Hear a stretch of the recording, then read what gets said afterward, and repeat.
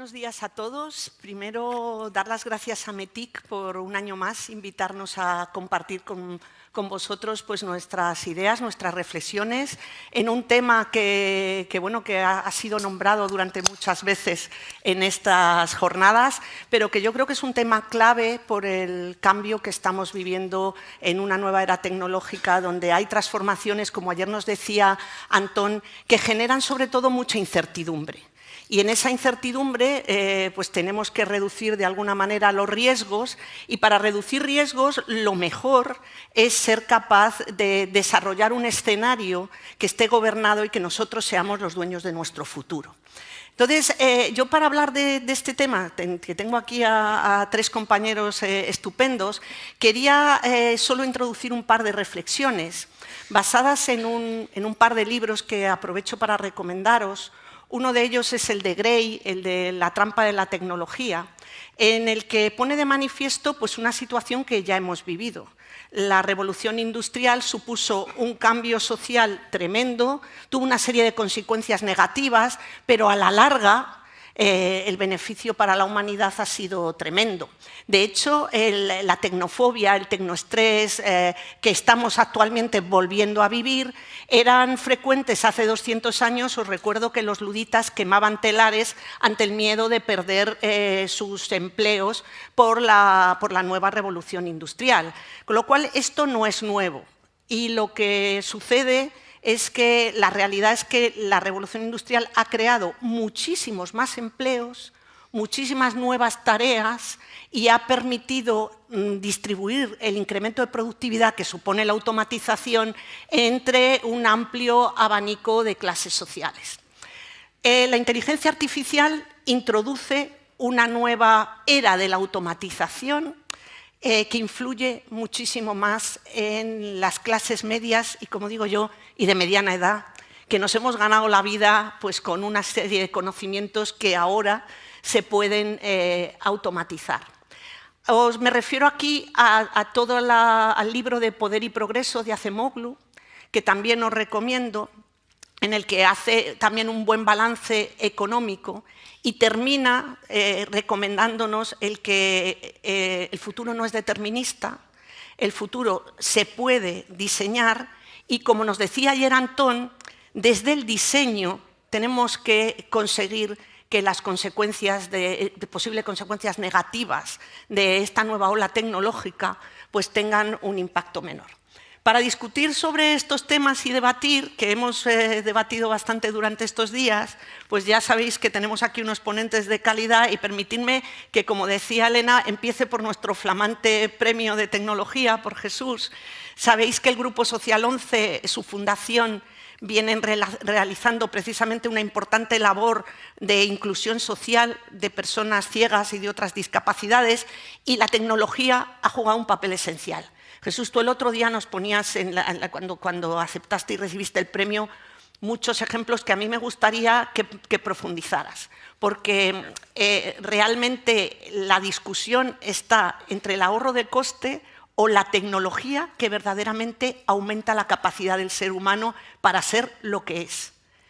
Efectivamente, de eso hablaba el otro día en la recogida del premio que con tanto orgullo y con tanto honor hemos recibido desde la Fundación 11. Y ponía dos ejemplos concretos. Uno, el dictado de voz, que tanto nos ha ayudado a muchísimas personas a ser más productivos. Hablaba de los audiolibros, que ahora es una auténtica industria, pero podemos hablar de otras tecnologías que están potenciando capacidades, que ese es el gran objetivo. Y podría analizarlo en función de las discapacidades. Por ejemplo, para personas con problemas de ceguera, estamos viendo cómo soluciones basadas en inteligencia artificial, como pueden ser SynAI o BeamAI, están permitiendo a través de la cámara del teléfono, con ese reconocimiento de imagen, describir el entorno, conocer qué productos se van a tomar, conocer el etiquetado de un envase. O sea que, en definitiva, esa inteligencia artificial a través de la cámara le está dando ojos a estas personas. Sin duda alguna, eso puede ser muy útil para el resto de la ciudadanía. O para personas con graves problemas de movilidad, podemos encontrarnos con soluciones. Estamos colaborando con una startup de Silicon Valley, unos egresados de la Universidad de Berkeley, en el que a través de un ratón de paladar con la lengua una persona con gravísimos problemas de movilidad puede interactuar con el ordenador, ¿no? Con lo cual está provocando grandes avances, potenciando esas capacidades, como decía, para esta tipología de personas. Pero es que también estaban pensando en extender esta tecnología a otros ámbitos. Ahora, con el planteamiento de levanta los ojos, no vayan mirando el teléfono, desde luego, con el poder mover con la lengua e interactuar con el interfaz, pues puede permitir a muchísimas personas ser más libres y no tener que utilizar las manos. Hasta incluso estaban pensando en defensa, ¿no? Que un espía con la lengua pueda hacer algo, ¿no? Disparar una cámara o algo así, ¿no? Con la lengua se pueden hacer muchísimas cosas. For good. En detalles, pero... For good. For good. Eso no es muy for good. Ya sé que Ana ayer insistió mucho. Yo he trabajado toda mi vida en defensa y coincido con muchos de los planteamientos de ella, pero bueno... Bueno, algún espía puede hacerlo for good para defenderse. Pero bueno, podemos hablar de otras tecnologías como puede ser el BCI, en Brain Computer Interfaces, y bueno, pues ahí conocemos Neuralink y como Elon Musk, que está intentando conectar el cerebro con las máquinas. O como, por ejemplo, tecnología que fue producto de apoyo en su momento, tecnologías de eye tracking, en el que personas con graves problemas de movilidad, a través del ojo, a través del iris, podían interactuar con la interfaz. Yo no las he probado, pero sí me han comentado que las nuevas Vision Pro tienen un nivel de precisión con el eye tracking espectacular, ¿no? Con lo cual estamos dando un salto de una tecnología que empieza como producto de apoyo a una tecnología completamente democratizada y que puede ayudar a toda la población. O pensando en personas con discapacidad intelectual, cómo los sistemas de inteligencia artificial están ayudando a traducir textos complejos a lectura fácil y están simplificando muchísimo la comprensión. ¿Esto a quién ayuda? No solo a personas con discapacidad intelectual, está ayudando a personas que no conocen el idioma, a personas que tienen cierto analfabetismo funcional. En definitiva, estamos acercando la lectura, la comprensión lectora a muchas más personas. O como, por ejemplo, está ayudando la traducción automática, el subtitulado automático a personas sordas a poder seguir una ponencia o un vídeo, ¿no? Con lo cual, una videoconferencia, que ese ha sido uno de los grandes problemas de exclusión que nos hemos encontrado cuando llegó la pandemia. No estábamos preparados para trabajar en remoto ha habido muchas personas, sobre todo ciegas y personas con problemas de sordera, con problemas de audición, que no pudieron trabajar en igualdad de condiciones que el resto de la ciudadanía, ¿no? Con lo cual, bueno, pues he puesto algunos ejemplos de cómo la tecnología está potenciando las capacidades de los que lo tenemos más difícil, pero en definitiva está ayudando a toda la población a ser más productivo, ¿no? Creo que la máxima preocupación que tenemos es esa destrucción de empleo y la necesidad del reskilling. Esa que nos decimos todos los días, tengo que aprender más tecnología, y en el fondo en la cabeza de todos está el que a partir de determinada edad, pues que eso no es tan fácil.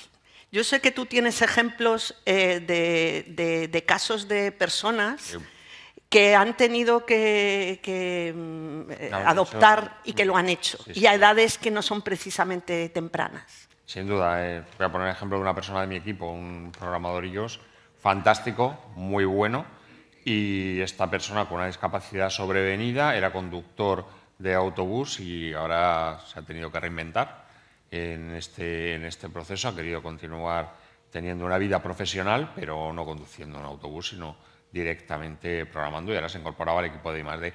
Pero así tenemos muchísimos ejemplos. Eso es lo que hacemos desde... Y con 46 años, me decías ayer, que no es una reinvención a una edad temprana que puede parecernos más fácil. Esto me permite decir la frase típica, pero que yo creo que es muy verdad, que uno se reinventa por necesidad, uno innova por necesidad, y la mayor parte de las cosas que se mueven a una velocidad diferente es porque verdaderamente las necesitamos. Y quizá aquí en Europa tenemos un problema de que parece que necesitamos menos cosas, ¿no?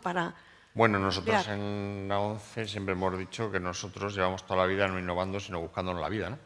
Entonces, tratando de solucionar los problemas que tenemos, ¿no? Ahora se llama innovación, pues bueno, pero lo que hemos hecho ha sido tratar de sobrevivir en unas condiciones más difíciles que el resto de los humanos, ¿no? José María, ¿cómo ves tú desde tu óptica de civilización artificial, el impacto en el empleo que puede tener la inteligencia artificial. Es un tema debatido y es un tema que está planteando fuertes debates de fondo en cuanto a la evaluación de ese impacto y sobre todo los periodos de transición crítica que va a liberar y cómo van a ser gestionados, especialmente en el seno de las sociedades democráticas automatizadas, ¿no?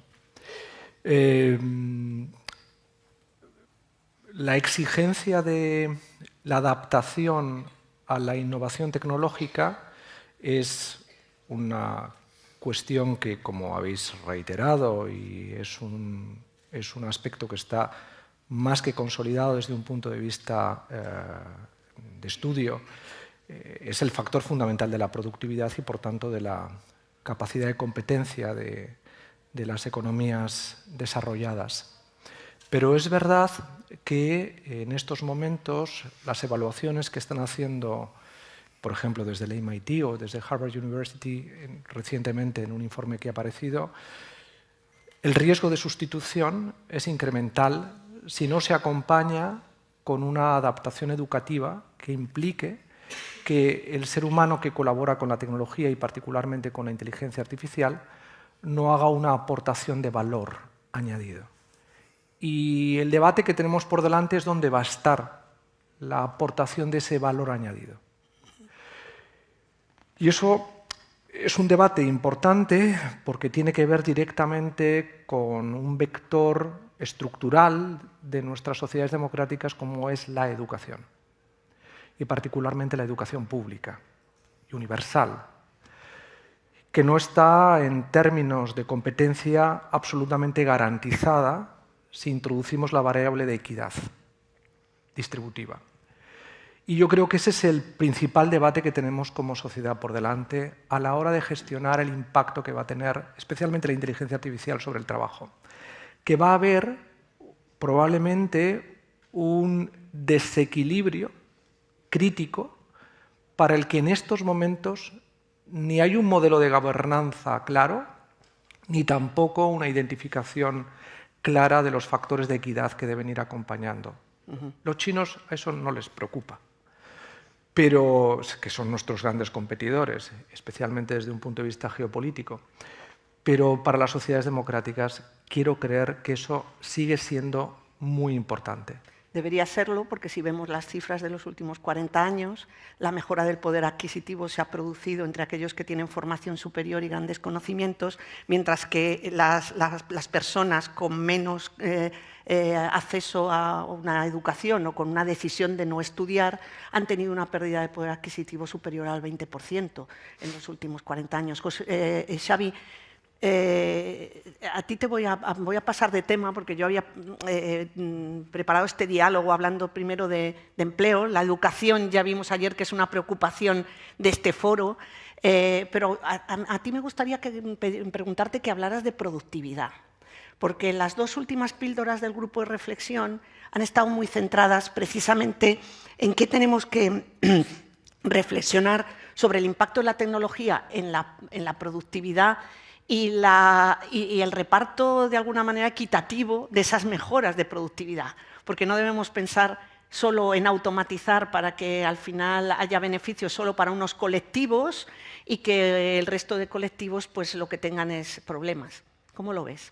Bueno, efectivamente, el libro que podéis ojear, que está en la entrada, sobre los artículos, las píldoras que ha escrito el grupo de reflexión de AMETIC, os invito a leer las dos últimas, que están basadas también en el contenido de un primer informe del OPCE, del Observatorio de la Productividad y la Competitividad en España, ¿no? Y casi voy a responder planteando la pregunta al revés, es decir, bueno, si la tecnología puede ser mala, ¿qué pasa si crecemos sin tecnología? Y eso es lo que tratamos en estas dos últimas píldoras, ¿no? En España tenemos un problema de productividad que arrastramos desde hace décadas.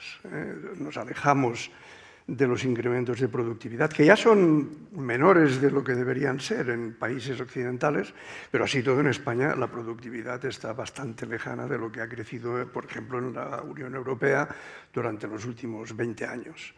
Y hablando ya en concreto de la productividad del trabajo, en la última píldora pues explicamos que parte del problema que tenemos en España es el gran número de pequeñas empresas. O sea, en España tenemos más de 1.100.000 empresas de menos de 10 empleados. Entonces, el pretender que mediante inversiones en I+D y en temas de formación estas empresas, si se mantienen en este tamaño, van a generar un gran valor añadido, pues no es verdad, no va a ocurrir. O sea, tenemos ahí un obstáculo en el modelo productivo. Por cierto, muchas de estas empresas, no todas, en el sector del turismo, pero al mismo tiempo tenemos en España la bendición de que el turismo pues, ha sido el motor de la economía durante los últimos 2 años. El 13% del Producto Interior Bruto, 2,5 millones de afiliados a la Seguridad Social y, sobre todo, un superávit comercial de 60.000 millones de euros. Entonces, esto no lo podemos, aunque sea un lastre para la productividad, que lo es, no podemos pincharlo como un globo, ni muchísimo menos, ¿no? Es que no lo es para la creación de la riqueza, ¿no? Que al final, y del empleo, que nos tiene que preocupar. Exactamente, pero no deja de ser un lastre para la productividad que a su vez provoca este distanciamiento de la renta per cápita respecto a las economías más avanzadas de la Unión Europea. Entonces, hablando de política industrial, anteayer, pues bueno, yo creo que es uno de los objetos de la próxima ley de política industrial y soberanía tecnológica debería ser cómo se facilita la creación de puestos de trabajo de más valor añadido, más basados en el uso de la tecnología, con más contenido, con salarios más elevados, que permitan ir, por ejemplo, reduciendo esta desigualdad, al menos en términos de ingresos, que es otra de las cosas que produce este número tan elevado de empresas tan pequeñas, ¿no? De manera que tenemos ahí al mismo tiempo una oportunidad, es un vector claramente de mejora, en el que podemos ir trabajando durante los próximos años, sin olvidar que lo que hagamos para facilitar la creación de puestos de trabajo con más valor añadido tiene también que contribuir a un superávit comercial, como lo hace el turismo hasta estos momentos, ¿no? Y que es una gran palanca de la competitividad de la economía española, este superávit. Xavi, tú hemos debatido muchas veces de todos estos mensajes, ¿no? de hay que tener más industria, hay que ser más productivos, y yo siempre te digo, pero aquí lo importante es el cómo, ¿no? Esto no es tan fácil, no es decir, venga, créense empresas, créense... aunque es un poco atraco, a mí me gustaría que contaras un poco tu visión de la diferencia entre la incorporación de la innovación al tejido productivo en España o en Europa versus Estados Unidos, porque me parece que eso puede ser un elemento distinto y diferencial de crecimiento de la productividad. Ya sé por dónde vas, creo. Sí. Y es que, a ver, este 1.100.000 empresas de menos de 10 empleados, algunas son startups, evidentemente, pero claro, una startup tecnológica puede empezar con 5 o 8 empleados, pero si es un proyecto serio, aspira a llegar a ser algo grande.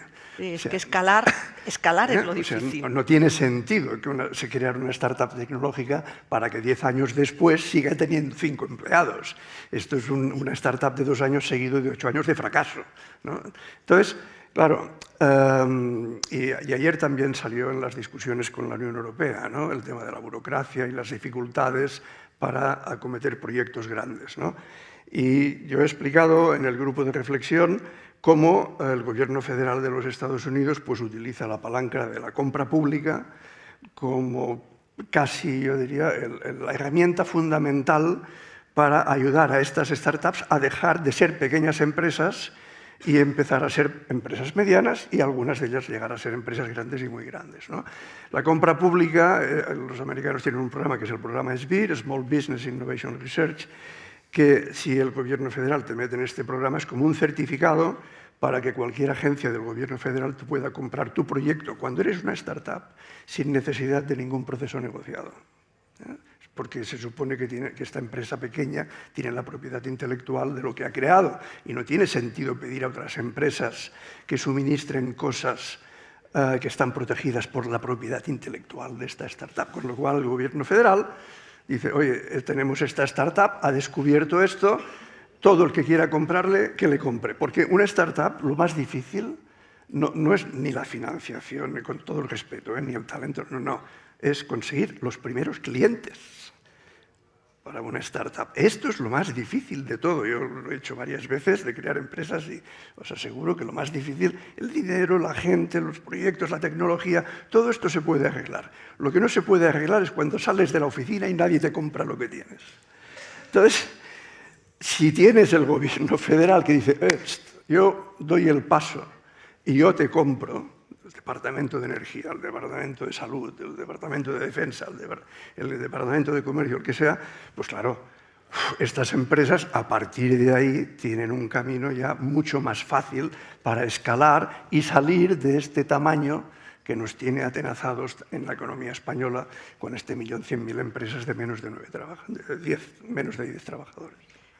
Desde que salió el ChatGPT, quizá el elemento tecnológico que está generando más discusiones es la inteligencia artificial. Jesús, ¿cómo es la posición de la inteligencia artificial de la Fundación 11, del Grupo Social 11? Nosotros, como ayer acababa un ponente, le hemos abrazado, porque desde luego no nos queda otra y nos puede ayudar muchísimo.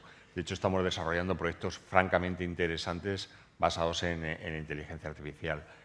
Tenemos un proyecto de economía circular, de reciclado de aparatos electrónicos, en el que personas con discapacidad intelectual, utilizando la inteligencia artificial y la realidad aumentada, son capaces de reparar esta tipología de aparatos, ¿no? Lo que hemos conseguido, por un lado, es conseguir que estas personas encuentren un empleo. Por supuesto, la autoestima se les ha disparado. De hecho, alguno ya se ha independizado, vive solo, se ha largado de casa con el dinero que está ganando, pero estamos consiguiendo cerrar el círculo, ¿no? Utilizar la tecnología para potenciar las capacidades, para crear empleo y para crear empleo verde, que en definitiva yo creo que es un cerrar el círculo, ¿no? Nosotros estamos utilizando la tecnología y la inteligencia artificial no solo para implantarla en nuestra organización, para mejorar nuestros procesos, sino también para potenciar capacidades. Y yo creo que este ejemplo es un ejemplo claro y os animo a que vengáis a verlo a nuestra sede, como estas personas están teniendo un rendimiento exactamente igual que otras personas, ¿no? Y desde la Fundación siempre habéis trabajado mucho en la inclusión y uno de los elementos clave para la inclusión es la accesibilidad de la tecnología y ahí no puedo dejar de preguntarte por precisamente este proyecto que nos apuntabas el pasado lunes y que posiciona a España en una posición con respecto a la accesibilidad en liderazgo europeo. Y además apunto también otro tema que sé que a ti te preocupa en esa accesibilidad, los sesgos, que es cómo muchas veces no tenemos en cuenta al otro y no tenemos en cuenta casos que pueden ser los que invaliden precisamente el diseño que se ha hecho de un determinado web o de una determinada tecnología. Sin duda alguna. A ver, sobre el Centro Europeo de Accesibilidad, lo comentaba el otro día en el acto de entrega del premio. Yo creo que España tiene que sacar pecho y estar orgullosos de tener un Grupo Social 11 y no solo por la actividad que estamos haciendo para la inclusión de las personas con discapacidad en nuestro país, y ya empezamos a hacerlo en otros países, sino también por el liderazgo que tenemos en la accesibilidad. Y pensemos que la accesibilidad no solo beneficia a las personas con discapacidad, como llevo diciendo desde el principio, sino que beneficia a toda la ciudadanía.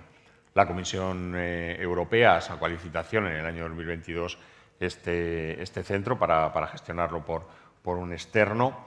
Estaba introducido en la estrategia de derechos de las personas con discapacidad en la estrategia europea y la creación de este centro, y por eso se puso en marcha, ¿no? Nosotros nos presentamos con un consorcio de diferentes stakeholders que nos parecían los más relevantes para ser el consorcio ganador, y en estos momentos lo que estamos haciendo es, por un lado, tenemos que conceptualizarlo como un knowledge hub, con lo cual estamos recopilando muchísima información en materia de accesibilidad, estamos organizando muchísimos eventos. Imaginaos la comisión en la licitación ponía que teníamos que hacer como mínimo 88 eventos anuales. O sea, es una auténtica locura. O sea, podéis imaginar el equipo cómo está frenéticamente trabajando para organizar estos 88 eventos al año. Tenemos 34 expertos distribuidos por los 27 países y sí que el referente es nuestro país. Estamos trabajando en estandarización, actualizando algunos estándares en materia de accesibilidad, haciendo algunos estudios, como nos establecía también la Comisión. De hecho, el año pasado el estudio basado en tecnología y que lo está realizando Digital Europe fue en multimodalidad, como la multimodalidad potencia las capacidades, y este año está basado precisamente en inteligencia artificial, como la inteligencia artificial puede mejorar la accesibilidad, ¿no? Bueno, a grandes rasgos, tampoco me quiero extender mucho más sobre el Centro Europeo de Accesibilidad, y hablando de sesgos, pues sí que es importante que tengamos en cuenta cuando diseñamos, y lo hablabas tú al principio, ese diseño inicial, tengamos en cuenta la diversidad humana. Por poneros algún ejemplo, cuando te vas a dar de alta, vas a abrir una cuenta en un banco online, pues te suele pedir una fotografía de tu DNI, una fotografía de tu cara, ¿no? Pues si eres una persona ciega, no vas a saber dónde está el marco para poder poner la cara, con lo cual no lo vas a poder hacer de forma independiente, ¿no? Siempre está la posibilidad de que te ayude un tercero, pero aquí el objetivo es hacerlo de forma independiente y de forma completamente autónoma, ¿no? Con lo cual, era tan solo por poner algún ejemplo de cómo esos sesgos, olvidándote de la diversidad humana, puede generar esa exclusión. José María, en tu libro, en Civilización Artificial, no sé si Harari coincide contigo o tú con Harari, pero tú sostienes que va a suponer un cambio tan revolucionario que va a afectar a la condición humana y que es un factor que está ya desestabilizando nuestras sociedades y puede desestabilizarlo todavía más. ¿Cómo crees que se puede minimizar el riesgo, conseguir que efectivamente toda esta tecnología sea para lo bueno? Te voy a hacer una macro pregunta para que me puedas responder todo en la intervención. ¿Tú consideras que la regulación europea va por buen camino o crees que es excesiva? Y sé que también te preocupa el uso de la inteligencia artificial en los conflictos bélicos, que lo estamos viendo en el conflicto de Oriente Medio, en Gaza. ¿Y podrías un poco compartir también con nosotros tu visión en este ámbito, que, como ves, te deja un campo intenso? Bueno, intenso, pero espero que no sea denso. A ver, es evidente que la inteligencia artificial está operando de manera muy directa en factores culturales y antropológicos que tienen que ver con la humanidad, especialmente en el seno de las sociedades automatizadas, que son las que están experimentando el cambio cultural más directo y más intenso, ¿no? En la medida en que, de un modo u otro, todos los sectores están familiarizándose de manera creciente con el impacto de la inteligencia artificial. La inteligencia artificial, por su propia naturaleza, no es solo una tecnología facilitadora, es una tecnología en gran parte, tal y como está nuestra economía organizada, sustitutoria, especialmente porque opera en el ámbito del trabajo intelectual, que ha sido el campo que han hegemonizado las clases medias desde la Revolución Industrial hasta hoy. Y eso tiene evidentemente una repercusión social clara, que está afectando la productividad, que está modificando buena parte de los patrones de la organización de los mecanismos de prosperidad sobre los que se ha fundado el capitalismo hasta el capitalismo postindustrial hasta la actualidad. El cambio para abordar esta situación no puede dejarse en manos estrictamente del mercado y del funcionamiento económico de los operadores que intervienen en el desarrollo de la inteligencia artificial. Requiere, evidentemente, supervisión, requiere regulación y requiere algo que va más allá de ambas cuestiones, que es gobernanza. Aquí se dice tecnología para el bien. Eso implica indicar que la tecnología debe tener un propósito. Y esto supone, retomando la reflexión que planteabas hace un momento, un propósito ético que actúa como un sesgo que obviamos, pero que es fundamental para el desarrollo de todos los conceptos que aquí estamos manejando. El de la innovación, el de la productividad, el de la competitividad, que es el sesgo civilizatorio. Es decir, nosotros estamos pensando esto y estamos debatiendo esto porque somos españoles, somos europeos y somos occidentales. Hay detrás de nosotros una tradición judeocristiana que ha ido conformando una serie de patrones culturales, entre otros la idea de bien, no solamente de bien común, sino de bien en términos morales, que identifican claramente unos valores que queremos respetar, porque forman parte de nuestra esencia civilizatoria. Y que hemos visto que cuando no se han respetado, léase lo que fue inicialmente la Revolución Industrial, o cuando se hizo un uso totalitario de la tecnología bajo los regímenes totalitarios en el periodo de entreguerras, los efectos han sido no solamente destructivos en términos materiales, sino en términos morales. Y eso es algo que no podemos evitar. Y ese es un sesgo que va más allá de esta reflexión que nos planteamos a veces sobre la regulación y particularmente sobre la ética aplicada a la tecnología. No es solo eso. Requiere una educación profunda en valores que hay que activar y desplegar en la empresa, en el desarrollo de la innovación, en el desarrollo de los modelos de regulación. Y ahí es donde la regulación europea, en mi opinión, comete un error. No tanto porque haya una regulación que está bien, porque introducimos un nuevo estándar, ya tuvimos, creo, éxito en la regulación de datos generando un estándar global cuando nadie lo planteaba y sacando a relucir valores como la intimidad y la privacidad que otros no tenían en cuenta, pero que han ido generando algo que es muy importante para la productividad y la competitividad, que es la seguridad jurídica. Los europeos hemos aprendido, producto del liberalismo, que el valor de la seguridad jurídica es importantísimo. Saber a qué atenerse en términos de reglas es fundamental.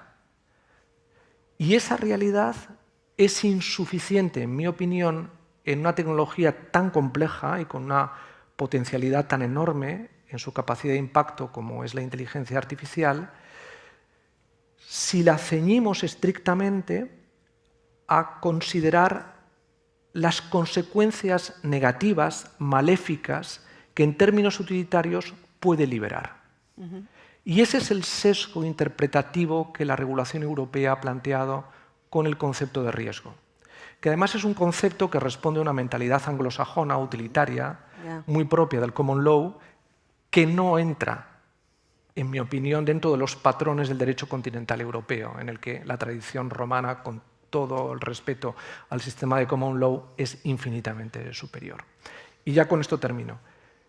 Todo lo que estoy diciendo se reconduce en una reflexión final que está aquí señalada, que es tecnología para el bien. El propósito que debe alimentar el modelo de regulación debe estar al servicio de una idea de gobernanza. Y esta idea de gobernanza trasciende la ética. Tiene que incorporar, en mi opinión, también aspectos morales. Porque si queremos que la inteligencia artificial contribuya a una humanidad aumentada, que en el fondo es lo que queremos, ¿no? Generar un valor añadido que permita al ser humano liberar sus capacidades para el bien, sabemos que está asociado para conseguir el bien en términos morales de acuerdo con la tradición judeocristiana, que es reforzar nuestra capacidad para ser libres. Pero que en el ejercicio de esa libertad seamos responsables en términos morales de las consecuencias. Que el otro tiene tanto valor como yo mismo. Y que yo con los otros constituyo una comunidad humana, pero una comunidad humana que defiende algo que es esencial, que el ser humano es la medida de todas las cosas y que el patrón sobre el que se sostiene el valor del bien es el respeto a la dignidad humana. Yo ya sé que eso los chinos no les interesa lo más mínimo. Y lo digo así abiertamente. ¿De acuerdo? Hasta cierto punto. Prueba de ello es que su modelo de competencia es extraordinariamente agresivo. Y lo tienen claro.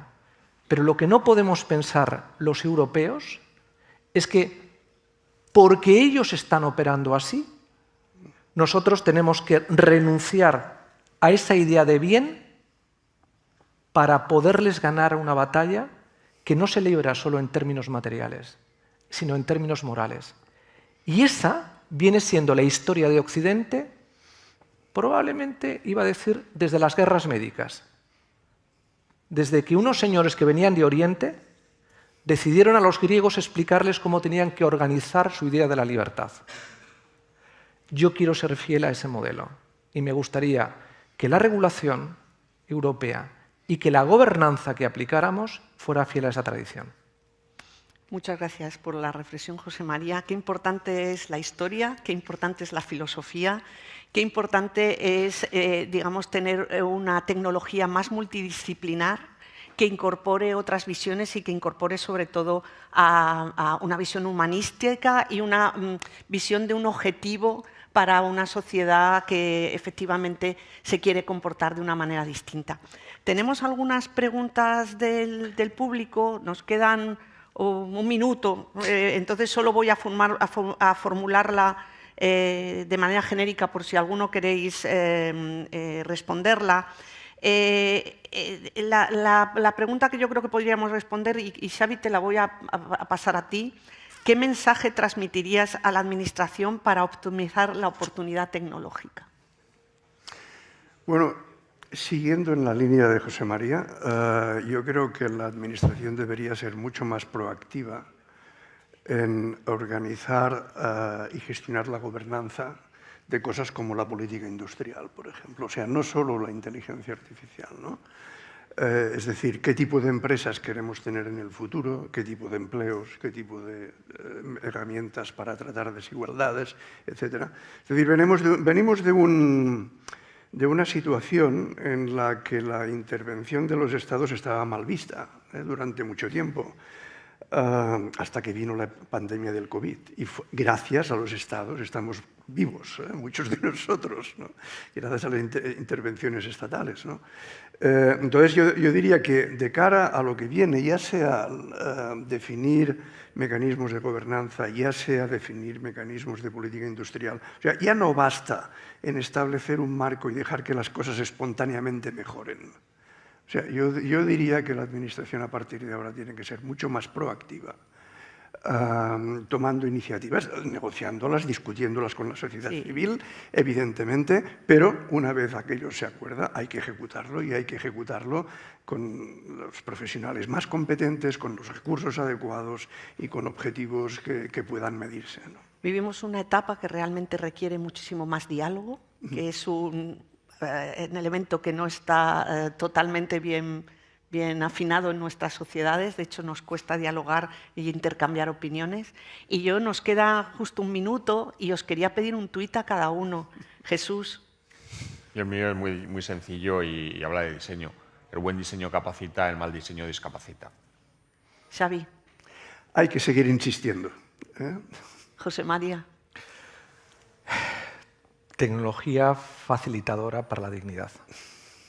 Bueno, pues muchísimas gracias a los tres. Yo creo que ha sido un placer. Tendríamos muchísimas más cosas que contaros, pero creo que es importante que respetemos el tiempo en una mañana como la de hoy. Y muchas gracias a todos los que estáis aquí por vuestra atención. Gracias.